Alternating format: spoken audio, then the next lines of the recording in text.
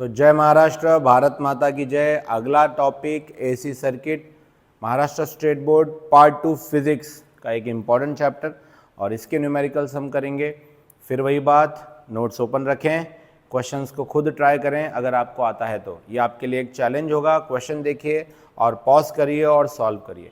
नहीं आता है तो सीखिए और फिर से खुद से सॉल्व करिए।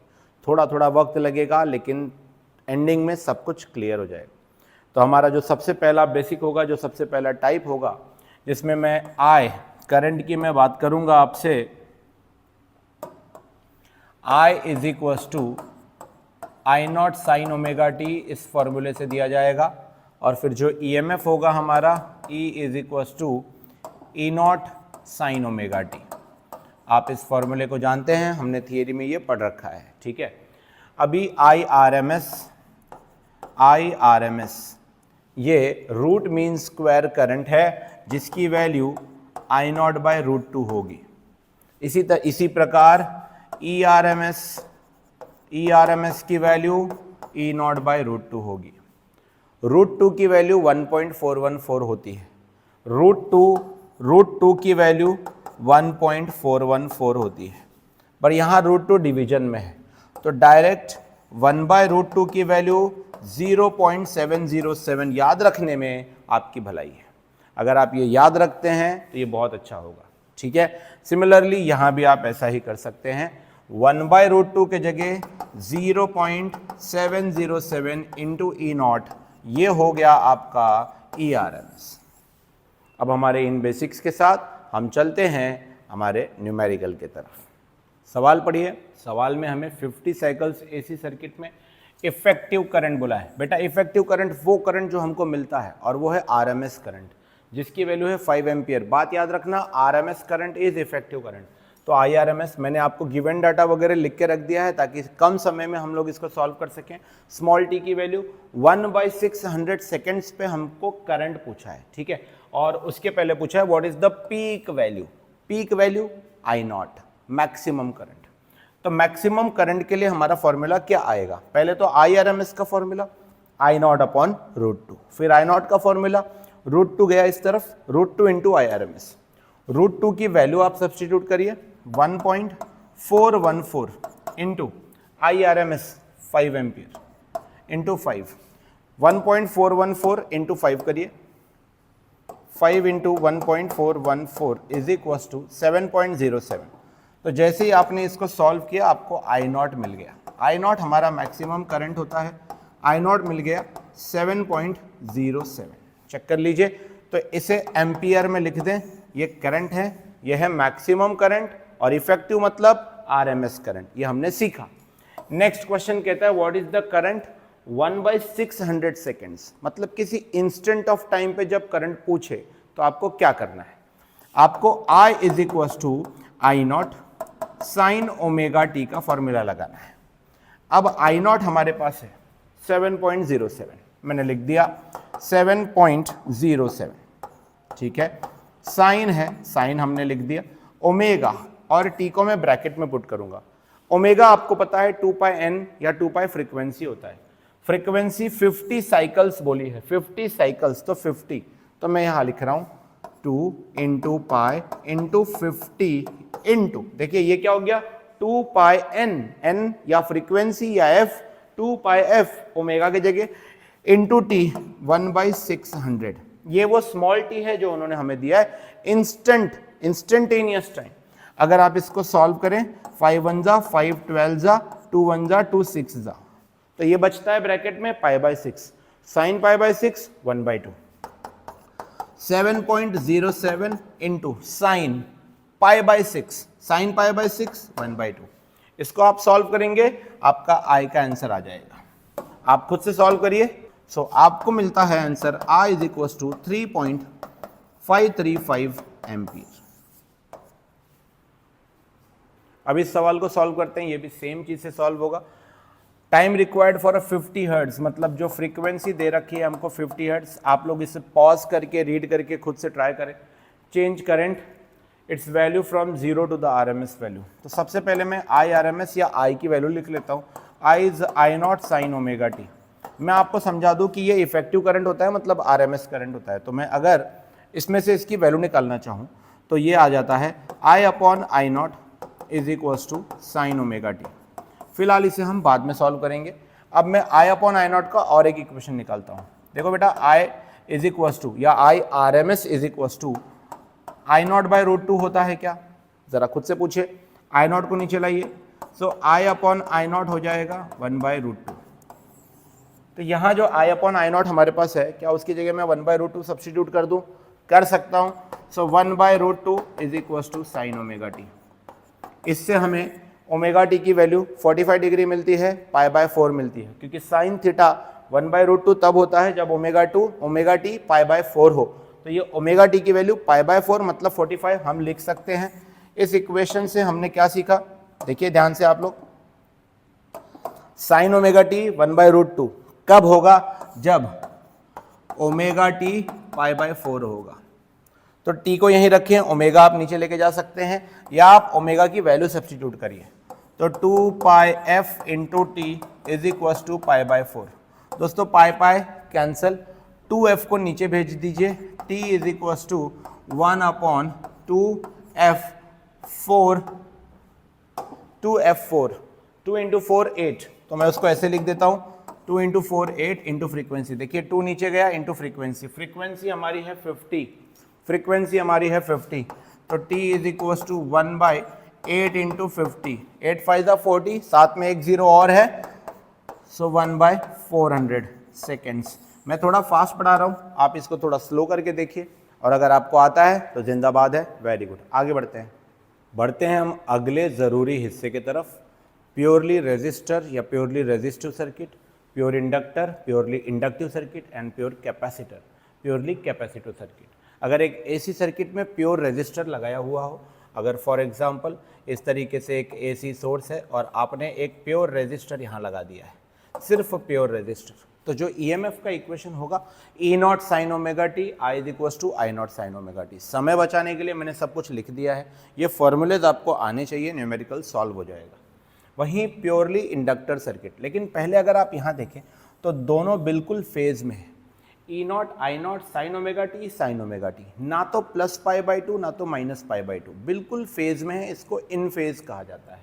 यहाँ हम प्योर इंडक्टर की बात करें, E is equals to E naught sine omega t, ये EMF के लिए, बट करंट के लिए I naught sine omega t minus pi by two. Minus pi by two मतलब करंट लैग हो रहा है, करंट लैग हो रहा है तो EMF लीड कर रहा है, तो EMF करंट से लीड कर रहा है, यहाँ EMF करंट से लीड कर रहा है by how much? Pi by to, क्योंकि करंट लैग हो रहा है। Next pure capacitor, EMF E naught sine omega T, current I naught sine omega T plus pi by to. दोस्तों करंट लीड कर रहा है मतलब EMF लैग हो रहा है, ठीक है, ये रहा हमारे सामने। यहाँ पे करंट लीड कर रहा है मतलब EMF लैग हो रहा है, तो EMF के रेस्पेक्ट से आप लिखेंगे और बिल्कुल इनका फेजर डायग्राम बना लेंगे। XL XC, inductive reactance, capacitive reactance, ठीक है। इंडक्टिव रिएक्टेंस टर्म को ध्यान से सुने, x to the base L, x to the base C। Capacitive reactance 1, ये है ओमेगा L, ये है 1 upon omega C। Omega 2 pi f into L, L is inductance, 1 upon omega C, 1 upon 2 pi f into C, C is capacitance. फिर आते हैं हम series LCR circuit पे, Z impedance होता है, मतलब अगर किसी सर्किट में किसी AC सोर्स में इंडक्टर, रेजिस्टर एंड कैपेसिटर तीनों लगे हों तो आप लोगों को ये फॉर्मूला यूज करना है, Z is equal to under root R square plus whole bracket XL minus XC का होल स्क्वायर। कई बार आपसे IRMS जब पूछा जाएगा और purely inductive, purely capacitive, purely resistive या इम्पेडेंस वाले सर्किट में, तो आप IRMS कैसे फाइंड करते हैं? तो जब आप IRMS फाइंड करते हैं तो आप यहाँ पे VRMS, वही हमारा वोल्टेज अपॉन रेजिस्टेंस यूज करेंगे। अगर वो प्योरली रेजिस्टिव सर्किट है तब तो कोई दिक्कत नहीं है, V/R सिंपली। लेकिन अगर वो एक प्योरली इंडक्टिव सर्किट है तब दिक्कतें आती हैं, तब उसे आप IRMS कहते हैं और फिर यूज़ करते हैं VRMS upon x to the base L। x to the base L मतलब ओमेगा L, तो आप यूज़ करेंगे VRMS अपॉन ओमेगा L। आने वाले इसमें आपको न्यूमेरिकल्स मिलेंगे ओमेगा की जगह आपको 2 पाई एफ यूज़ करना है। What if it is IRMS in purely capacitive circuit, ये इंडक्टिव सर्किट का है और ये एक कैपेसिटिव सर्किट का है, तो आप क्या यूज़ करेंगे, VRMS अपॉन XC, और XC क्या होता है 1 अपॉन ओमेगा C, तो आप इसको VRMS upon 1 upon omega C solve करेंगे। फिर वही बात, ओमेगा मतलब 2 पाई एफ, और अगर वो एक इम्पेडेंस का सर्किट है तो आप वही IRMS कैसे सॉल्व करते हैं, वो RMS आप सॉल्व करते हैं VRMS अपॉन Z, और आप Z जानते हैं √R² plus XL minus XC whole square. ये आप कब यूज़ करेंगे, जब वो रेजिस्टिव, इंडक्टिव और कैपेसिटिव सर्किट है। तो ये फॉर्मूलेस देख लीजिए, ये IRMS के लिए हैं, बहुत हेल्पफुल है हमारे आने वाले क्वेश्चंस के लिए। अभी जस्ट जो हमने गिवन डाटा पढ़ा उसके ऊपर ये प्योरली इंडक्टिव सर्किट का सवाल है। प्योरली इंडक्टिव सर्किट के सवाल में I फाइंड करना है, तो कैसे फाइंड करोगे, I0 sine omega t minus pi by 2, I is equal to I0 sine omega t minus pi by 2, क्योंकि वहाँ पर जो करंट है वो लैग होता है। इस इक्वेशन को देखते हुए E की वैल्यू हमने लिख ली है 220 साइन ओमेगा t। अब आपको पता है E का इक्वेशन क्या है, E0 साइन ओमेगा t, मतलब ये जो आप देख रहे हैं क्या ये E0 की वैल्यू है 220 वोल्ट, यस एग्जैक्टली। ओमेगा की वैल्यू ओमेगा t, ओमेगा की वैल्यू हो गई 100 pi. Inductance 1 by pi henry दिया है, तो L is equal to 1 by pi henry हमारे सामने आ चुका है। क्या क्या फाइंड करना है, एक इक्वेशन लिखना है इंस्टेंटेनियस करंट का, मतलब I का। तो I का इक्वेशन प्योरली इंडक्टिव सर्किट में क्या होता है पहले वो लिखते हैं। It is I is equal to, मेरे साथ बोलो, I0 sine omega t minus pi by 2, क्या यही होता है, जी हाँ। तो ये आ गया आपके पास।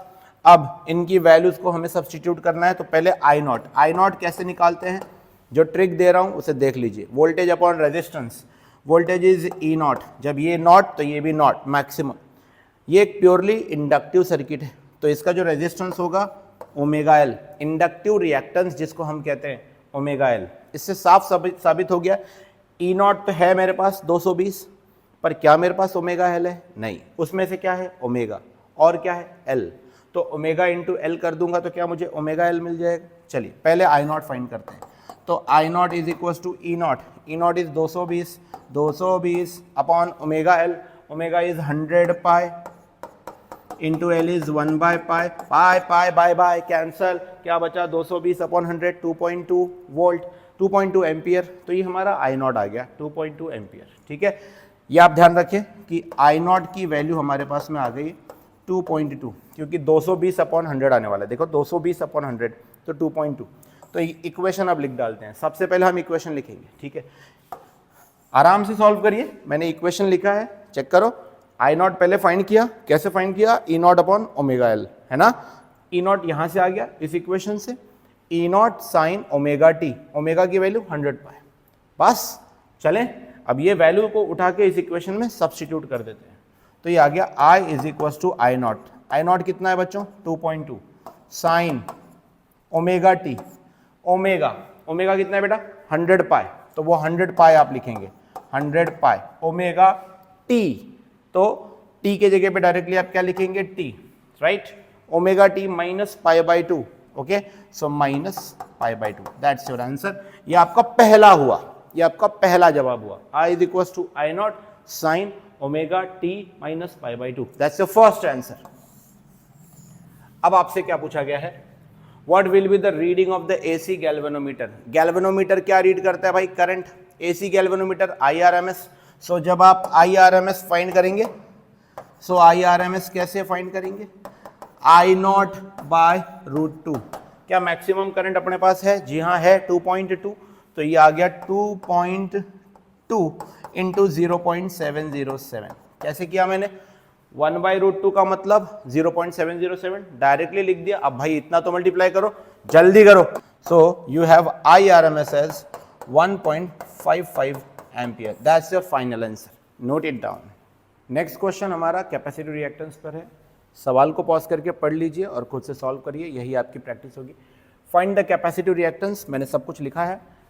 XC 1 अपॉन ओमेगा C होता है, फॉर्मूला देख लीजिए, मतलब 1 अपॉन 2 पाई FC, ये सारी वैल्यूज आप सब्स्टिट्यूट करें। So this is 1 upon 2 into 3.14 into frequency की वैल्यू अगर हम चेक करें तो 50 है, तो ये हो गया 50।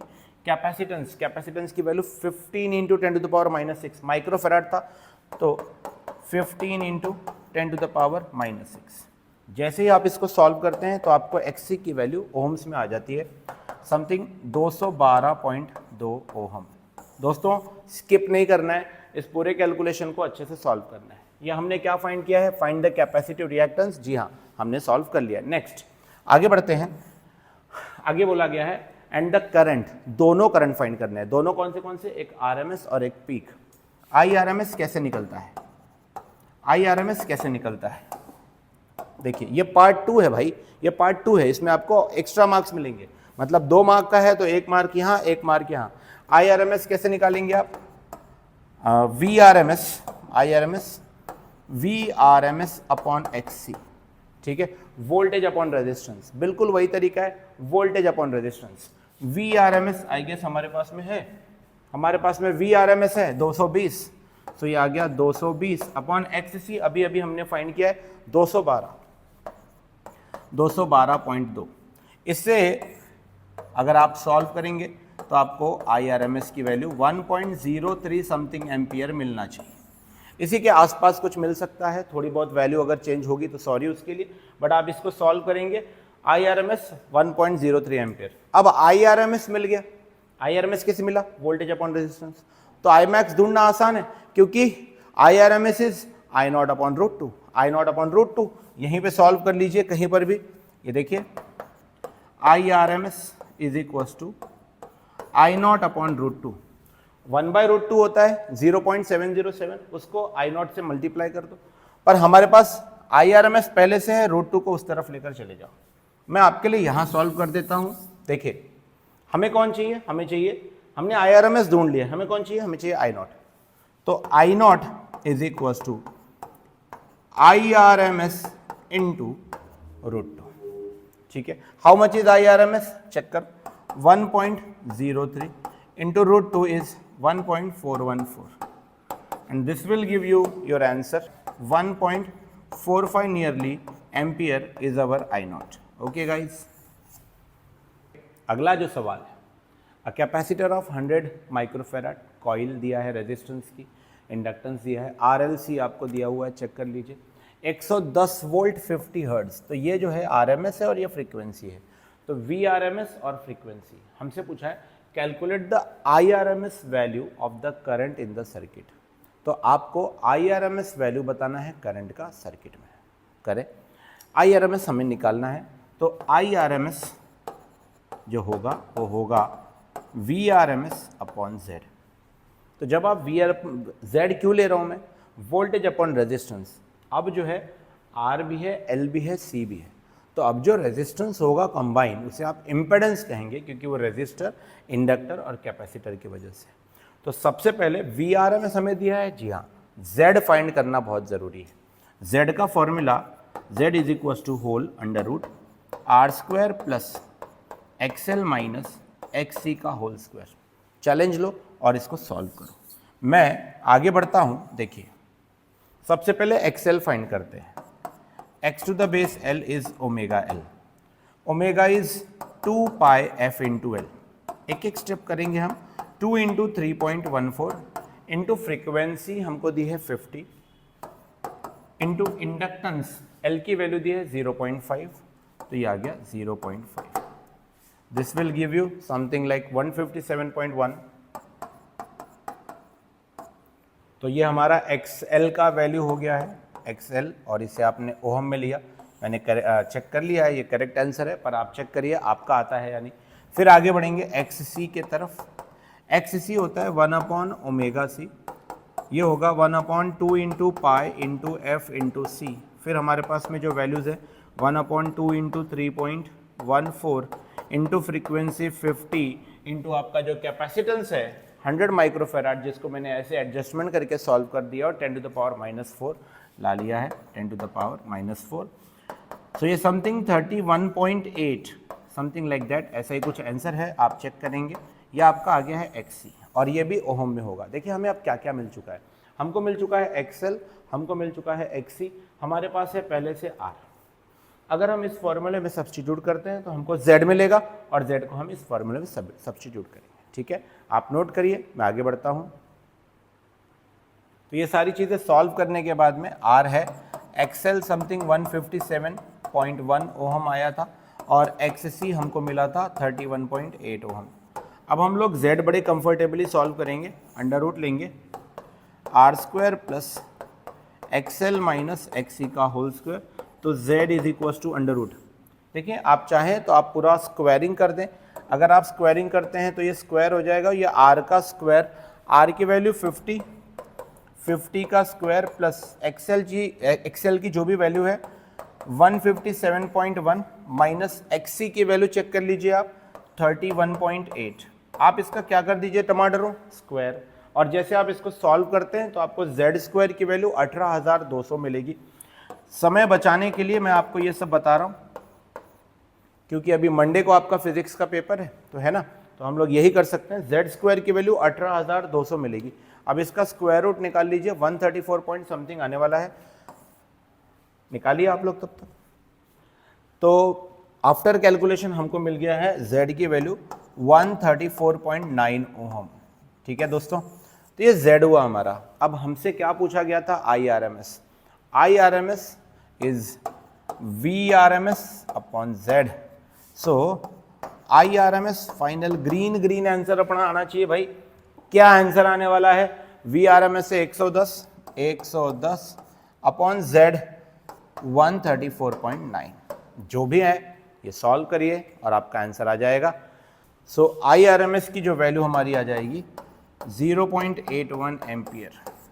दैट्स इट, हमने ये भी सवाल सॉल्व कर लिया है। थोड़ा लेंदी रहा होगा, स्टार्टिंग टू एंडिंग एक बार और देखिए, इससे फ़ायदा आपका है, मेरा नहीं। आगे बढ़ते हैं।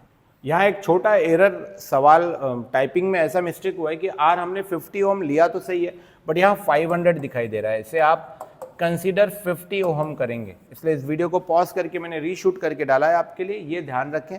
Sorry for that minor mistake. आगे बढ़ते हैं। नेक्स्ट क्वेश्चन हमारा जो है वो किस सवाल पे है, resonance frequency, that is 1/2 pi under root LC। Suggestion होगा कि हमेशा इसको स्क्वायरिंग करके सॉल्व करें, 2 पाई की वैल्यू याद रखें बल्कि उसके स्क्वायर की। देखिए इंडक्टेंस हमको इतना दिया है माइक्रो हेनरी और फ्रीक्वेंसी हमको इतना मेगाहर्ट्ज़ दिया हुआ है। ठीक है, हमसे पूछा क्या गया है, calculate the value of capacity in picofarad, मतलब C फाइंड करना है अपने को।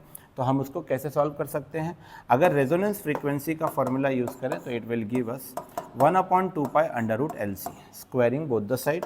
रेजोनेंस फ्रीक्वेंसी का स्क्वायर इज इक्वल्स टू 1/2 का 4 पाई का पाई स्क्वायर LC का LC। C को यहाँ खींच के लाएं और रेजोनेंस फ्रीक्वेंसी के स्क्वायर को यहाँ लेकर चले जाएं।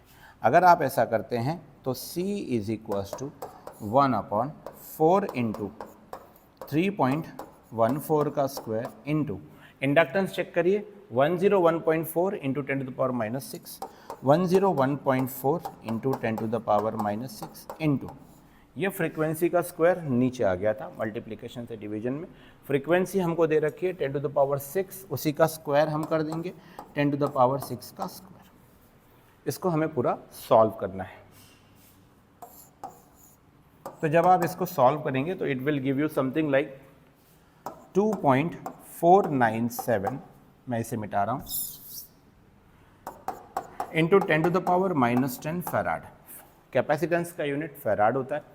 अब हमसे सवाल में ये पूछा गया है कि आप इसको पीको फैराड में कन्वर्ट करें, तो कोई बात नहीं, हम इसको 2 डिजिट आगे करेंगे ताकि ये -12 हो जाए। पीको मतलब -12, 10 टू द पावर -12, तो ये हो जाएगा 249.7 into 10 to the power -12 farad, that is 10 to the power -12 मतलब पीको फैराड।